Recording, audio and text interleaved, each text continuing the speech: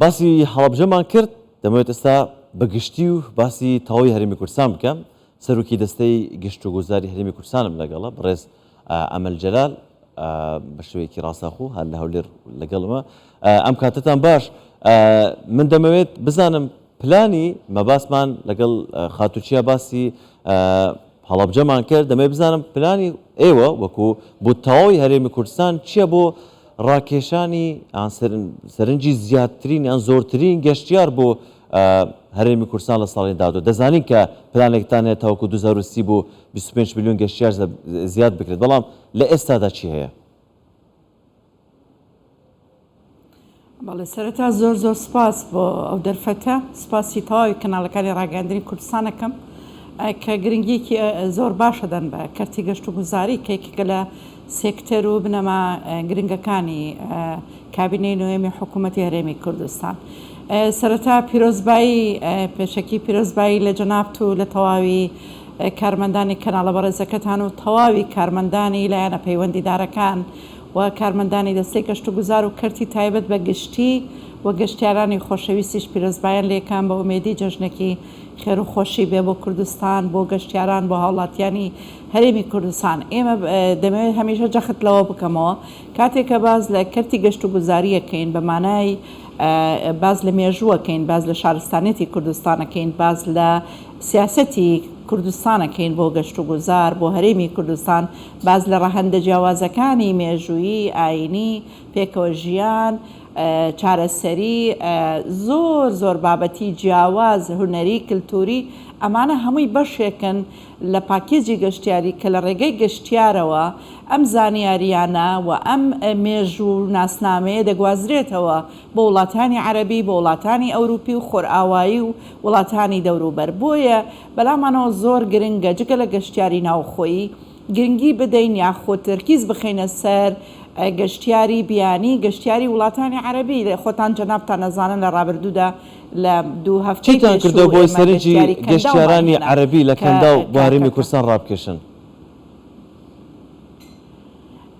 وەکو جەنابەت باست کرد بۆ خۆی سروشتە ناوازەکەی کوردستان بۆ خۆی پاکێجێکی گەشتیاری بەهێزە، بەڵام چیمان کردو و چیمان دەوێت. ئەوەی کە کردومانە ئەوەیە کە لە ڕێی سۆشیال میدیا، لە ڕێی کەناڵەکانی ڕاگەیاندن، لە ڕێگای ئەو پەیجە جیاوازەکان، لە ڕێی ئەپلیکیشنێکی هەرێمی کوردستان کە لە ئێستادا لە پلانێکی خێرایە کە بمانەوێ بتوانین مارکێتینێکی بەهێز بۆ کوردستان بکەین. و ئەوەی کە باس جەنابەت باست کرد ئینڤێست کوردستان کە بە سپاسەوە دەستەی وەبەرهێنان لەگەڵ ئێمەیە ئێستا خەریکی دانانی نەخشەی پەرەپێدانی گەشت و گوزاری وەبەرهێنان بکەین لە کوردستانە. لەو ڕۆوە زیاتر لە 76 پرۆژەمان ئێستا لە دەستەی وەبەرهێنانی کوردستانە کە وەبەرهێنانی گەشتیاری لە بوارە جیاوازەکان لەسەر ئاسی هەموو کوردستان، لەسەر ئاسی مارکێتین سێکتەری مارکێتین گرنگی بەوە ئەدەین چۆن کوردستان بناسیێنین لە ڕێگای کورتە ڤیدیۆ، کورتە فلم، لە ڕێگای پەیامی جیاواز و لە ڕێگای بانگشتی یوتوبەر و بلۆگەر و ئەو کۆمەڵە و کۆمپانیا گەشتیاریانە. و بەشێکی تری پەیوەستە بە خزمەت گوزاریەوە، پەیوەستە بەوەی کە گەشتیار دێت ئەو خزمەت گوزاریانی کە پێشکەش دەکرێت لە گوندە گەشتیارەکان، لە ناوچە گەشتیارەکان ئەمانە زیاد بکەین. و هەوڵەکانمان بۆ ئەوەیە کە کاتێ باز لە هۆتێلێکی 5 ئەستێرە ئەکەین، کەواتە 1 ئەستێرەش بۆ هاوڵاتیەک بۆ گەشتیارێکی مامناوەند لە ڕووی بژێویەوە دەبێت هەمان خزمەت گوزاری هەبێ. بۆیە تیمەکانمان لە بەڕێوەبەرایەتی گشتیەکان ئێمە لە دەستەی گەشت و گوزار بەردەوام تیمە پشکنینەکانمان ئەڕۆن بۆ ئەوەی چاودێری ئەم ڕەوشە بکەن. بابەتێکی تر کە لە ڕابردوودا گلەی و گازندەیەکی زۆرمان هەل لەسەر بوو لە ڕێی بازگە و دەواازە سنوورەکان. نەخێر ئێستا بە سوپاسەوە دەستگاکان ئێستا زۆر بە گرنگی سەیری هاتنی گەشتیارەکەن و ئاڕاستەی سەرۆکایەتی ئەنجومەنی وەزیران لایەنە پەیوەندیدارەکان و ئێمە لە دەستەی گەشت و گوزار و وەزارەتی شارەوانی هەمومان تەرکیزمان لەوەیە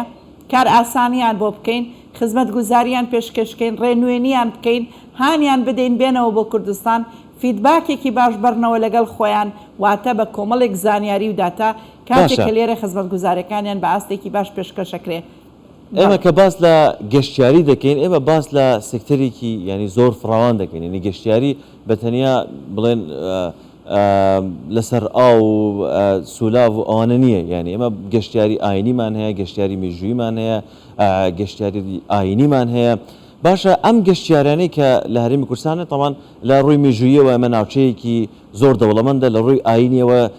بۆ پێکەوە ژیان چەندین شوێنەوار و هەم شوێنی تایبەتمانە بۆ نمونە ئەگەر باسی ئێزدیەکانمان بکەین سەر چاوەی هەموو ئێزدیەکان کە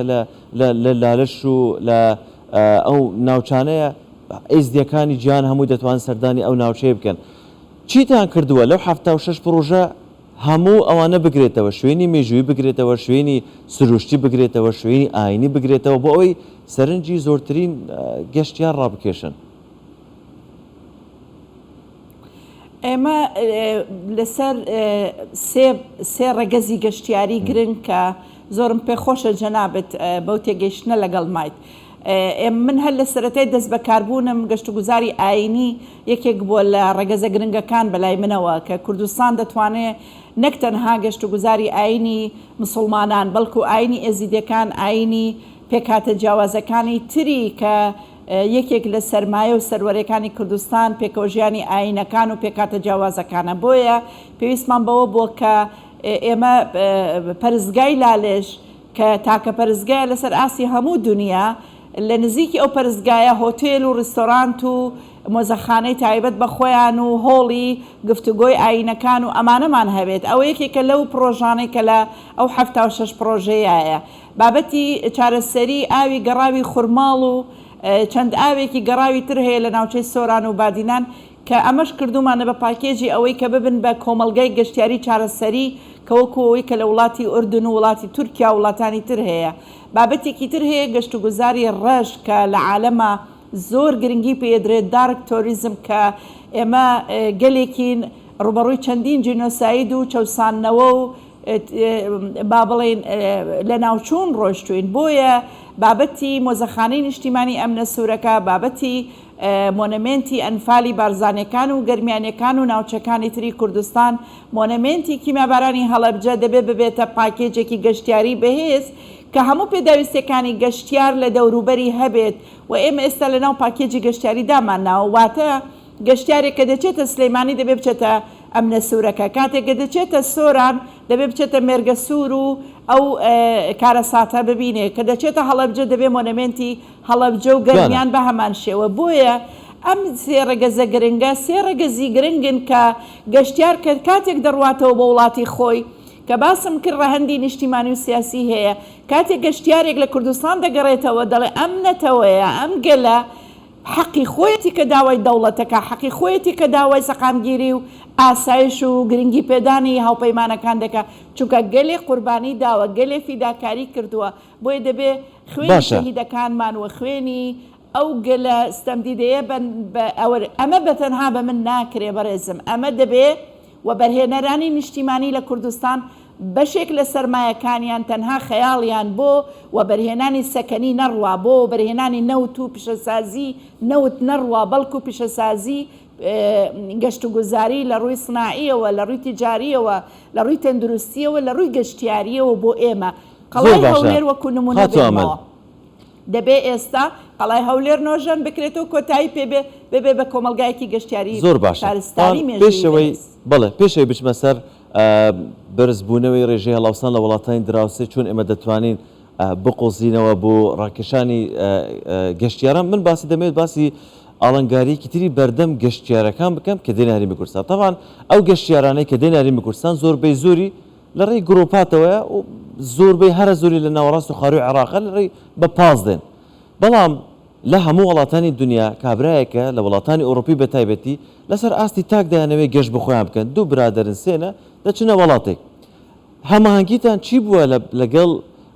بڵێن وەزارەتی گواستنەوە گەیاندن ئەو گەشتیارانەی کە دێنە هەرێمی کوردستان گەیاندنەکانیان ئاسان بێت لەبەرەی ئەو دێت لە فڕۆگەخانەی نێودوڵەتی هەولێر دادەبەزێت بەڵام دواتر نازانێت چی بکاتن بە تەکسیەک لەم لاو بۆ ئەملا ڕەنگە ئستیغلالیش بکرێتن لە هەندێک حاڵەتە چ کار ئاسانیتان کردووە لەو ڕۆژە کە بۆ گەشتیارەکان ڕێک بخرێتن من سپاس دەکەم کە باسی بەرپرسیارەتی وەزارەتەکانم کرد داوامان لە وەزارەتی گواستنەوە گەیاندن کردووە کە بە سپاسەوە دەبێ هاوکار بن لەوەی دەبێت ڕاهێنان بە شۆفێرەکان بکەن و دەبێت هێڵی گواستنەوەکان بەهێزتر بکەن، جوانتر بکەن و دەبێت شۆفێرە بەڕێزەکانی ئێمە کە لێرەوە داوایان لێ یەکەم کە ڕۆشنبیری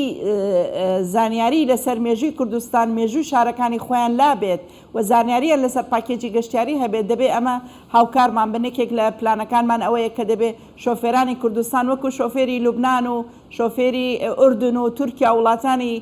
میسر و هەموو وڵاتانی دنیا بەشێک لە زانیاریەکی لە لابێت کە گەشتیارێک دێتە ناو سیارەکەی زانیاری پێ بدات. ئێمە بۆ دوو جۆر گەشتیار لە 2 ساڵی ڕابردوو واتە لە 2022 و ئەم ساڵ گەشتیاری گەڕیدەمان هەیە کە بەس ئۆتۆمبیلی خۆیان دێن بۆ کوردستان. ئێمە ڕێبەری گەشتیاریان لەگەڵدانین و ئەم ڕێبەرە گەشتیاریە بە پێی ئەو پاکێجە گەشتیاری ئێمە دەچێت و من لێرەوە سپاسی کۆمپانیەکانی عێراقەکەم کە ئەمەوێ تەرکیز بخەیتە سەر ئەم قسەی من کە کۆمپانیا عێراقەکان زۆر بە گرنگتر لە کۆمپانیەکانی کوردستان لە هێنانی گروپاتی گەشتیاری بۆ کوردستان لە کوردستانە حاڵەتێک کە بینم کە زۆر یعنی دڵگرانم پێی ئەوەیە کە هەمویان مارکێتینەکەن بە وڵاتانی دەرەوەی کوردستان بەڵام کەمێن ئەو گروپانەی کە لە وڵاتانی ترەوە دەیانهێنن بۆ کوردستان بۆیە دەبێت کۆمپانیا کوردستانەکان پێش کۆمپانیا عێراقەکان گروپاتی گەشتیاری بێنن. من ناڵم بە ڕەهایی هەندێک کۆمپانیای کوردستانی یان هەندێک گروپاتمان هەیە کە دەیهێنن بەڵام ژمارەکە لەوە کەمترە. من هەموو ئەو گروپانەی کە دێنە کوردستان زۆرینەیان کۆمپانیا عێراقەکانن کە من دەستخۆشی و سپاسیانەکەم چونکە ئەوانە لە بەسڕە داغڵە بن دەیانهێنە هەولێر دەیان بینە سلێمانی دەیان بینە زاخۆ دهۆک بۆ شوێنەکان هەڵەبجە و هەر ئەم جەژنە لە هۆنگ کۆنگەوە لە وڵاتانی ئەوروپاوە کۆمەڵێک لە گروپاتی گەشتیاری لە ڕێگای شەریکاتی عێراقیەوە بۆمان دێن. ئەی کوردستانیەکان ئەی کۆمپانیا کوردستانەکان چۆن دەبێ خۆیان نەبن بە بەشێک لە پەرەپێدانی کەرتی گەشت و گوزاری وەکو جەنابەت باست کرد کوردستان ئەگەر هۆتێلی پێنجەستێری زۆر نەبێ لە هەموو شوێنەکان بەڵام چیا سەرکەشەکانی ناوچە دێرینەکانی ناوچە مێژوویی و شارستانیەکانی کە ئەوانەی لە وڵاتانی دەرەوە پێشانی گەشتیاری خۆمانیەدەن با بێن جارێک کوردستانی خۆمانیان پێ بناسیێنن و سەردانی ئەو شوێنە بکەن. ئەمە سەرەتا دەستی پێ کردووە بەڵام پێویستمان بەوەیە کە بۆ ناساندنی کوردستان بە دەرەوە و بەناوە پێویستمان بەوەیە کە کۆمپانیا گەشتیاری فڕۆکەوانەکانی کوردستان ڕۆڵی گەورەیان هەبێت. ئێمە ئەمە کار ئاسانیان بۆ ئەوکەین ئەوەی پێویست بێ لەسەر حکوومەت بەڵام لە ڕووی مارکێتینەوە پێویستمان بەوانش دەبێت بۆ زیاتر پەرەپێدانی کەرتی گەشت و گوزاری لە ڕووی ڕاگەیاندنەوە. جا وڵا گرنگ ینی ئاماژەت بە خاڵێکی زۆر گرنگدان ئەگەر کۆمپانیە ناوخۆیەکان ناتوانن گەشتیار بۆ هەرێمی کوردستان ڕابکشێنی هەر هەمان قازانج دەکەن یعنی بە قازانجەکە لە هەندێک حاڵەتە تۆزێک کەمتر بێتن بە هەردووکی بکەن خۆی بەڕاستیش بەرپرسیارەتێکە دەکەوێتە سەرشانێن و ینی لێرەوە منیش هەمان پێیان ئارەستیان دەکەم ینی ئەم خاڵە بە ڕەچاوی ئەم خاڵە بکەم. باشە ئێمە کەم ئەو گفتوگووە دوور و درێژانە دەکەین کە حکوومەت هەرێمی کوردستان دەڵێت هەوڵ دەدەین زۆرترین گەشتیار بۆ هەرێمی کوردستان ڕابکشین. یەکێک لە هۆکارەکان باڵا لەم هۆکارە سەرێکێکەش وڵا پێدەچی هۆکارە سەرێکێکەش ئەو بێتن پارەیەکی زۆر دێتە ناو بازاڕەکان هەرێمی کوردستان کە گەشتیار دێتن. باشە ئێمە لە هەموو جیهان خەڵک خواخوایەتی گەشتیار بۆی بچێت بۆی قازانجێک بکات کەچی ئێمە دەبینین لە جەژنە لە نەوروزە لە حاڵەتە تایبەتەکاندا کە گەشتیارەکان دێن هەرێمی کوردستان هەرچی بازارە هەرچی ڕێستورانتە یان بەشی کار زۆری یان مۆزەخانەیە کە فەرمانگەی حکوومەتە کە دەمانەوێت گەشتیاران سەرنجی گەشتیاران بۆی ڕاکێشن و بچن مۆزەخانەکە بینن کەچی هەمویان دەرگایان داخستەوە کەس ناشیان بینن. هەماهنگگیتان چ بووە لەگەڵ لایانی حکومی لە بەرژەوەندی خەڵک تەبعان بۆی ئەوان خۆیان قازانج بکەن بازارەکان دانەخرێن شوێنە گشتیەکان ئەوەی کە تایبەتن بە شوێنی کللتوری شوێنی بڵێن موزەخانەکانە گەلەریەکانە دانەخرێن بۆی گەشتیارەکان سەردانی بکەن. من زۆر خۆشحاڵم کە ئەو پرسیارانە ئەوروژێنیت بەڕاستی یەکێک لەو سەرنجانەی یان یەکێک لەو ڕەخنانەی کە من هەمە لە حکوومەتەکەی خۆم ئەوەیە کە هێشتا تێگەیشتنێکی دروست لە بەهای گەشت و گوزار لەلایەن دامەزراوەکانەوەکو پێویست نییە. کاتێک کە باز لە کارمەندانی گەشت و گوزار و شوێنەوارەکەی دەبێ هاندان هەبێت دەبێ پشتیوانی بکرێن دەبێ یارمەتی بدرێن و دەبێ وەزارەتە پەیوەندیدارەکان هاوکار بن. بۆ نمونە کە باز لە ئەوەکەین ئێمە پێویستمان لە ئێستا بەڕێبەری گەشتیاریە کە بە زمانە جیاوازەکان چەند ڕێبەرێک لە مۆزەخانەکانە دەوام بکەن لە مۆزەخانەی نیشتیمانی ئەمنە سوورەکە سلەیمانی هەولێر دهۆک زاخۆ هەموو ئەو مۆزەخانانە ئەمانە کاتێک کە زمانە جیاوازەکان دەزانن و کاتێک کە دەوامی دوو دەوامی دەبێت دەوامی بەیانیان هەبێ ئێواران هەبێ ماوەی 3 ساڵە ئێمە هاوارەکەین ئەڵێن دەوامی مۆزەخانەکان تکایە بکەن بە بەردەوام دەوام ناکرێت لە جومعە و شەممە و ناکرێت لە پێنجشەممە لە سەعات 12 دووکە یعنی وەک مامەڵەی دایرەیەکی بچووکی لەگەڵا بکرێت ئەمانە ڕەهەندی گەشتیاریان هەیە و دەبێت ئەمانە وەکو ڕێگەزێکی گەشتیاری کاریگەر بن ئێمە بەڕاستی بە تەنها ناتوانین ئەمانە هەمووی جێبەجێ بکەین دەبێت لایەنە پەیوەندیدارەکان چاودێرێکی بەهێزتر بن و لێرەوە من داوا لە سەرۆکاتی ئەنجومەنی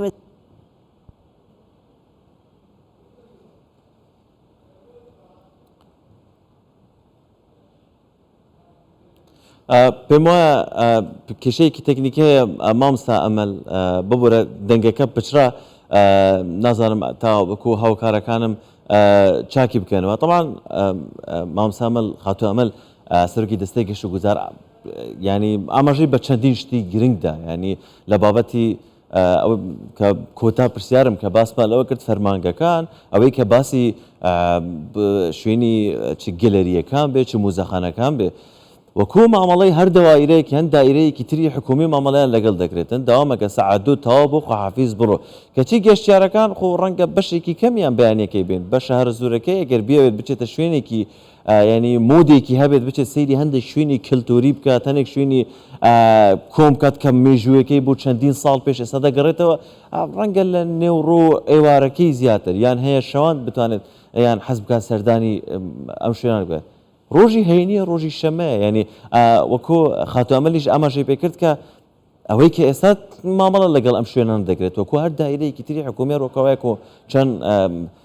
کەسێک کە ئیشی هەبێتن سەردانی کرد بێت بۆیە من ئێستا دووبارە دەگەڕێمەوە لای ئەمەلخان ببوورە دەنگەکەت پچرا نازانم پەیامەکەی تو گەیشت یان نە ئەگەر قسەکەت تەواوکەی بۆی پرسیارێکی تر ئاراستەی بەڕێستان بکەم بەڵێ باسم لەوە کرد کە گەشت و گوزار دەبێت تێگەشتنێکی دروستتر تێگەشتێکی بە بەهاتر سیر بکرێت چونکە وەک لە سەرەتا باسم کرد کاتێک گەشتیار دێتە کوردستان بە تایبەتی گەشتیارانی عەرەبی یان گەشتیارانی خۆرئاوا و ئاسیایی دراوی قورسە هێنە بازاڕی کوردستانەوە و ئەم دراوە قورسە پێویستی بەکردنەوەی بازارە دەبێ مۆتێلەکان هۆتێلەکان دەبێ مۆزەخانەکان دەبێ شۆفێرەکان دەبێ هەموو ئەو چالاکیە گەشتیارانەی کە پێویستی بە خزمەت گوزاریەکانە کراوە بێت ناکرێ مۆزەخانە لەگەڵ پشووی ڕسمی دەوائرەکانی تر داخرێ ناکرێ مۆنەمنتی کیمیاباران و ئەنفال و ئەمنە سوورەکە و هەموو ئەوانە ناکرێ و مامەڵەی لەگەڵ بکرێ وەکو دامەزراوەیەکی ئاسایی چونکە ئێمە شەشمانگی داهاتوو شەشمانگی گەشتیاریە واتە زۆرترین گەشتیارمان لە مانگی شەشەوە ینی لە ئێستاوە دەست پێکاتانی کۆتایی ساڵ کەواتە پێویستمان بەوەیە کە دامەزراوەکان هەمویان بەبێ جیاوازی هاوکارمان بن بۆی بتوانین کەرتی گەشت و گوزاری لە ڕووی پەرەپێدانەوە لە ڕووی خزمەت گوزاریەوە لە ڕووی ڕاکێشانی گەشتیارەوە زیاتری بکەین و من دڵنیام ئەمە هەنگاوی گەورەی دەوێت بەڵێ کۆتا پرسیارم دەمەوێت باسی گەنجەکان بکەم تەمان گەنجی ئێستا با بڵێم هەندێک دنیا دیدەنە ینی لەبەرەوەی کە هەم لە چ لەناو تەکنۆلۆژیا و سوسیال میدیا یان سەردانی وڵاتان دەکەن زۆر ئەفکاری جوانیان هەیە ئێمە پرۆژەیەکشتان هەبوو ینی کە قەرزی بچووک و قەرز بڵێن بە قەرزی بچووک و مامنەوەند بە گەنجەکاندان بۆ پرۆژەکانیان ئەو کە ڕەنگە بەشێک ئەو گەنجانە ینی هەندێک فکرەی بیرروکی زۆر جوانیان هەیە بە تێچوویەکی کەم دەتوانن شتێکی جوان پێشکەش بە خەڵک بکەن و سەرنجی گەشتیان ڕابکەشن ئەمە بەکێ گەیشت پرۆژەی بڵێن بودجێ پەسەند کرا و پێم وایە پارەکەش دێت پلانەکە چۆن چۆنیە ئێمە هەر ئەمڕۆ کۆبنەوەمان لەگەڵ ڕێکخراوی UNDP هەبوو هەر لەسەر جگە لە بابەتی قەرزی بانقی بابەتێکی ترەیە کە ناومان نەناوە سندوقی پەرەپێدانی کەرتی گەشت و گوزاری بەڵکو کۆمەڵێک لەو چالاکیانە کە گەنجان بیرۆکەی زۆر ناوازیان هەیە ئێمە لەگەڵ بانقی مرکزی بانقی ناوەندی عێراقا گفتوگۆیەکی بەردەوامان هەیە و ئێستا لە ڕێکاری ئەوەین چۆن گەنجێک کاتێک کە قەرز وەرەگرێ پێویستە کات ئەو ڕێکارانە چیە بیگرێتە بەر و ڕاپرسیەکیشمان هەیە با بزانین لە کوردستان چەند گەنج قەرزی بانقی بۆ کەرتی گەشت و گوزاری وەرگرتووە یاخود ئایا چوون بەلای ئەوانەیە هەموو ئەمانە ڕێکارن کە بە نزیکترین ماوە ئینشاءالله دەست پێ ئەەکەین کە بتوانین متمانەی بانقی هەم ئەوانەی هەرێمی کوردستان هەم ئەوانەی کە لە بانقی ناوەندی وەریەگرن متمانەی ئەوە هەبێ کە ئەم پارەیە بگەڕێتەوە واتە فائیدەکەی یان سوودەکەی کەم بێ و قازانجێکی ئەوتۆی هەبێ کە بتوانێت هانی گەنجەکان بدات ئەمە یەکێکە لەو پرۆژانێک کە ئینشاءالله لە داهاتوێکی نزیکا دەست پێەکەین و لە کۆتایی مانگی حوتە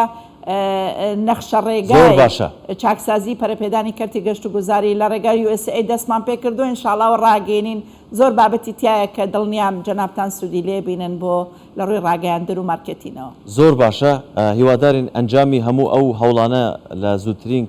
کاتێکی نزیکدا ببینین بەڕێز ئەمەل جەلال سەرۆکی دەستەی گەشت و گوزار سوپاس بۆ وەڵامەکان و شیرۆڤەکانت سوپاس